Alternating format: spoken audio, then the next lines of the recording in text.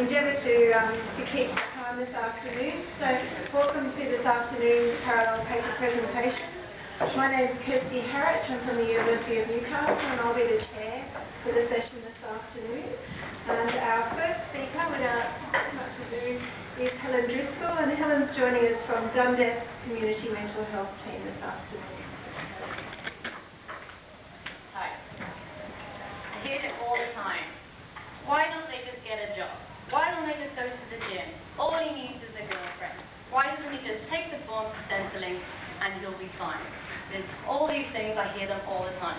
And it's, for some people it's really challenging.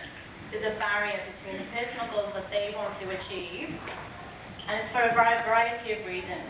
Some people never have the opportunity to learn the social skills that are needed to achieve these personal goals. Whether it was an onset of illness or an early age, or they didn't have the right role model in at the time. Some people do have the social skills, but they're out of practice. They've been socially isolated for so long, and some people have the social anxiety, so they do have the social skills, but they don't know where to start. And some people are from different cultures. Even within Australia, there are different cultures that have different social rules.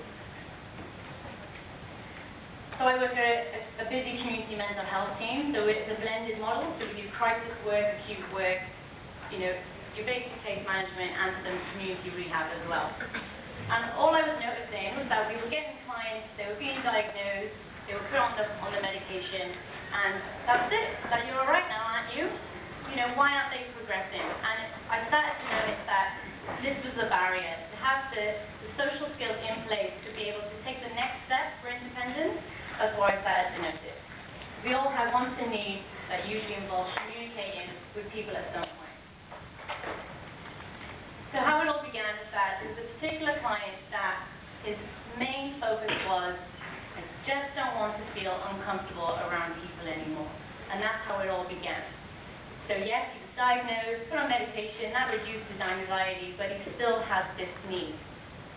So this basically, for me, was a case study for me to show the rest of my team that social skills training works, and it helps people achieve these personal goals that we want for these clients. This is what's next for them to be able to achieve those goals and achieve further independence. So I started doing social skills with this particular client, and then the team started to realize that, yeah, there is more that we can do other than, have you seen the doctor, are you taking your medication? So this is just a flow chart just to run through how it was created. So I had the case study, I did some research about social skills training, and then I went to look a bit more about how well we do a group in the community. The research I looked at was all inpatient or, outpatient, but within a rehab attached to a hospital. And so I thought, no, this needs to be in the community. I honestly didn't think that my boss would let me do an occupational focus group as part of my team, because there's never been one ever in the mental health team that I work in. But equip was around the corner, and so he said, yes, okay, we'll let you do it as long as you do all the equip and apply for a quality award, of course. So, great. So then I developed the training module and presented it to the rest of my team. Some were like, yes, that's great, and some were like, oh, does it involve more work for me? So it was all dependent on the attitudes of the case managers, whether their clients were recruited in the social skills training. Okay, so I had the case study, they worked on one client, then maybe do it on other people as well. So we did a social skills questionnaire on the people that we thought were suitable for social skills training, and we spoke to these clients about what we were planning to do, and then we started the group, and they came every week. We couldn't believe it. Like, for 10 weeks, they came every week, and they were improving, and they were enjoying themselves. The staff were enjoying implementing this group as well, and in the end, we evaluated it. So just a basic structure of how the social skills group works. Every session, we work on 2 social skills. What's the point in a particular social skill? Why is it needed? Why is it useful? We would practice it as a role model and then try to practice it amongst the group as well. Then the next step would be to talk about either goal development or the negative thinking patterns, but not too overwhelming. It was just over a course of 10 weeks, and then recapping what we've done today, and you have homework. So the homework is the social skills that we have done today. So each week they had 2 new social skills that they needed to practice with people that they knew. So starting a conversation and maintain a conversation by asking a question, for example. So then next week, that would be the first thing that we would talk about, the homework that we did. Okay, the results. Statistically, it was significant using the KT test with a p-value of 0.02. Excellent. The evidence was right, evidence-based. The journals say that it worked, and it did for us. The qualitative feedback that we got, that everyone felt that they improved, and all the feedback is written up there. But what we're really interested in is the goals that they achieved. So one of the clients went to the GP for the first time in 5 years, and he started volunteering in a charity shop. Another one started volunteering at Parramatta Library, helping the elderly use computers, and she's now able to go to a busy restaurant with her family without feeling overwhelmed by the experience. Another one now goes to a RSL with her husband weekly, which she avoided before because there were lots of people there. And she's now started her sheltered workshop and is linked with hands and has a scheduled week now as well. Another client, one more, I've written it down. Oh yes, and another one is joined TAFE and is now able to join in on group conversations, whereas before he was just intrude and have his own conversation that he wanted, but now he joins group conversations, which is quite a hard skill to learn. So the challenges and the rewards. The challenges, believing in change for myself, to be able to believe that I could do this in a medical focused case management team. When I first arrived there, they were like, we are only medical models, and I just thought, no, we're not. So believing in change, it can happen, but not just for me, for the clients as well, to have belief in change, that they can change as well. Creating change is a challenge, again, for myself to create change. to try to change the model in my workplace from just the medical model to a more biopsychosocial, more accepted framework that OTs work with.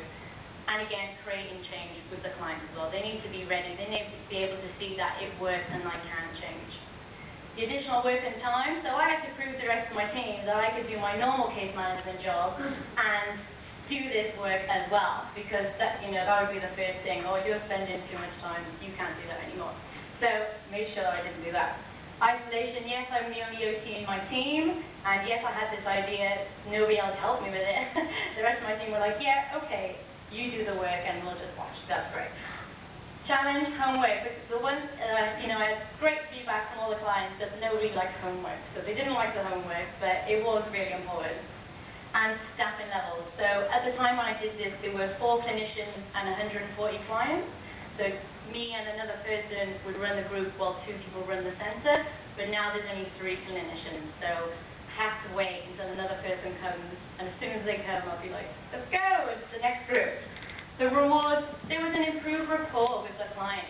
We're not just now doctors and medication, how are you taking your tablets? There's more to a case management team now.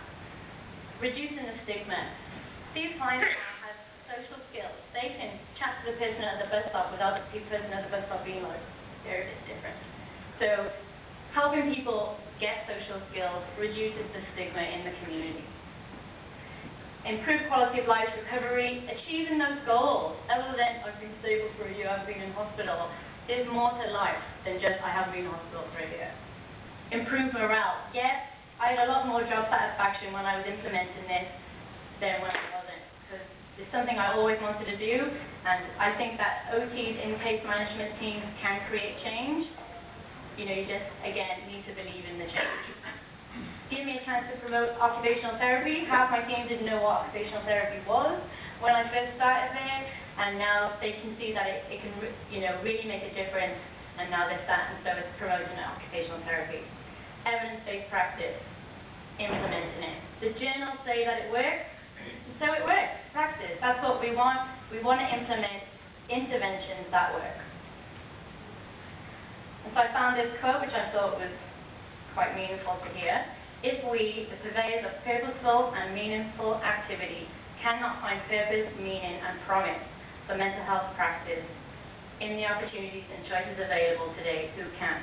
It's up to us to make these changes in these teams, because that's where our job is, that's where our field is, and if we can't find these opportunities, then who can?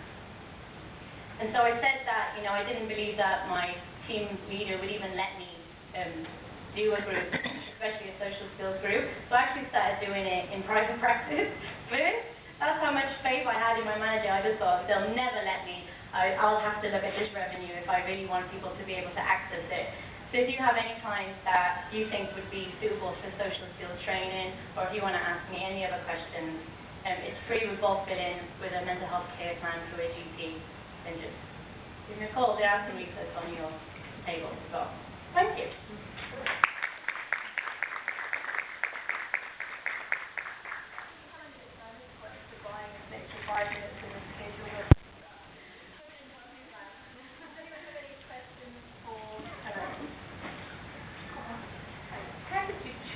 Social skills, did that change in different groups, or did you have a set? We had a set amount of skills, but what timing we chose them depended on each group. And so, like eating in front of other people, joining a group conversation, those are really quite complex social skills. So it would depend on the level of the group, on how late we introduced that. And so negative thinking patterns, some of these concepts can be quite challenging for some people, and so it was flexible. So we had some social skills. So how did you determine that? I'm assuming, did you know the people? Yes, we know the clients very well. So you knew them all before? Yes. What are the different levels that you have in the training, and how many people do you have per group? We don't have. Because I only did this group, but we do have other clients that want to do the next couple of groups, but I just have to wait for more staff. But privately, there's basically 2 levels. There's the clients that have the depression and anxiety, they just need a structured plan on how to get their life back together, basically, compared to the clients who have a psychosis or a severe mental health issue. That's starting from the beginning, like teaching them the basic how to start a conversation. So they're basically, those are the two types. And how many people? There was 7 people in this. Lots of questions. What is the measure that you use? It's a questionnaire, social skills questionnaire, and it's 20 questions, and depending on how they scored was how severe or moderate or mild their social skills level was. Did you get that scale from somewhere else? Or did you? Yes, I did, and I printed it, and then I have no idea where I got it from, and now I can't find where I got it from, but I can definitely mail it to you if you want, because it is useful. Did you base the social skills program on an existing program or manual, or did you develop it yourself? It was a combination, so there is quite a lot of social skills stuff out there, and so basically I found it all and then developed it. So I found as much out there as I could, and then just created my own from the existing one. Do you run the sessions individually or in groups privately, or? So basically, for our severe mentally ill clients, or the Asperger's, those type of clients, I found that it's best to do it individually and then a group. And so when they then do the group, they're like, oh, I've done this before, and then it gives them that confidence in that group setting, because groups can be quite daunting, especially for clients that don't socialize much. So work one-on-one to just start them thinking about implementing these skills and their thinking patterns, and then the group later. That's the best way to implement it. Just a really quick question. You said that you had really high levels of attendance throughout the program. In a community health, mental health setting, what do you put that down to? I don't know. I think they enjoyed it, and I think that there's never been a group in that area. It's quite a low socioeconomic area, and so to have something like this for these types of clients is a luxury. So I think because they enjoyed it. Did you find any sort of informal relationships or social interactions springing up as a result of this? Yeah, isn't it great, the indirect power of doing groups? And so at the beginning, it was like this in reception while they were waiting for the group, and then by the end of the group, they were a group, and they were talking about, like, oh, do you work at the shelter workshop? Like, how does that work? Do I get to keep my DSP? Like, yes. So there were relationships that did form. Yeah, which are good. Were there any clients who didn't really connect with the word social skills, or?